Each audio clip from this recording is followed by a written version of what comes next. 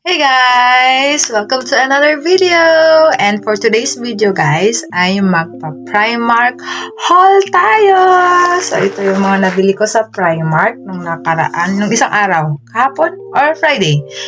Nung Friday. So ito yung mga nabili ko guys, and tingnan natin if magkano sila. Yung Primark guys is para siyang SM kung dyan sa Pilipinas. So, ang tawag dito is Primark. So, let's begin. So, first guys is itong 4-pack full brief na 100 cotton. So, ayan. Apat na siya sa isang pack. So, magkano to guys? $3.50 pounds.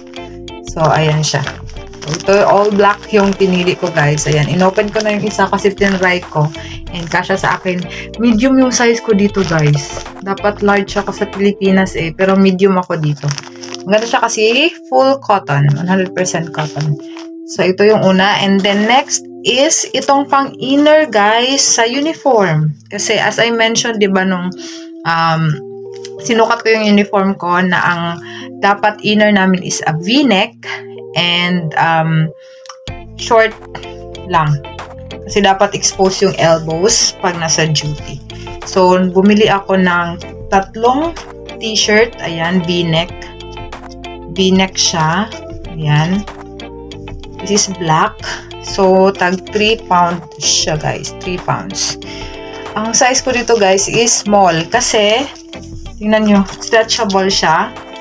Ayan, stretchable. So, gusto ko yung, talaga siya, fit siya sa katawan ko para kahit na mag-lean forward ako is hindi magda-down ito, hindi makita yung, so, ayan. So, small yung kinuha ko na size. Kasi finit ko yung medium guys, kasya naman siya, kaso medyo maluwang lang siya. So, gusto ko yung, talaga, kapit sa katawan. So, ito, yung black, 3 pounds. Tapos, ito din, navy blue siya. So, parang blue. Ayan. At saka gray. Ayan. Small. Tagti 3 pounds each. And then, next is itong bonnet. Ayan. Benis. Ang tawag dito guys, Benis. So, ayan. Yung may color, letter A, ang kinuha ko, tapos cream color. Kasi dapat guys is, talaga, yung cover yung, tawag nito, ears mo. Dito, cover yung ears. Kasi sobrang lamig talaga guys.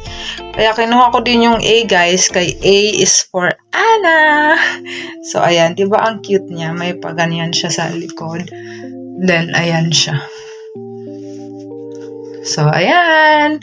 This retails for 4.5 pounds, guys. 4.5 siya. Diba? Medyo mahal. And also, dapat may skincare, guys. Kasi, autumn na dito. Kaso, nakaka-dry kasi yung ganitong weather. So, kailangan natin ng mas hydrating na serum. So, bumili ako ng hyaluronic acid. Nagamit ko na siya guys 2 times nung kahapon at saka today. And hindi naman ako nagbe-breakout guys. Ayan. So, nung ko pa yan, nung nakaraan pa yan, scar na lang siya. Yan. Wala na siyang, hindi na siya pimple, scar na lang. And ayan, wala naman. Sobrang, pag ginamit ko to guys, sobrang hydrate talaga ng face ko. Grabe. Siya, sobrang, parang, alam mo yung glass skin, guys, na parang, sobrang niya, kinis. And, ayun, okay naman siya. 4 pounds ito. So, ito yung mga nabili ko sa Primark. Ayan.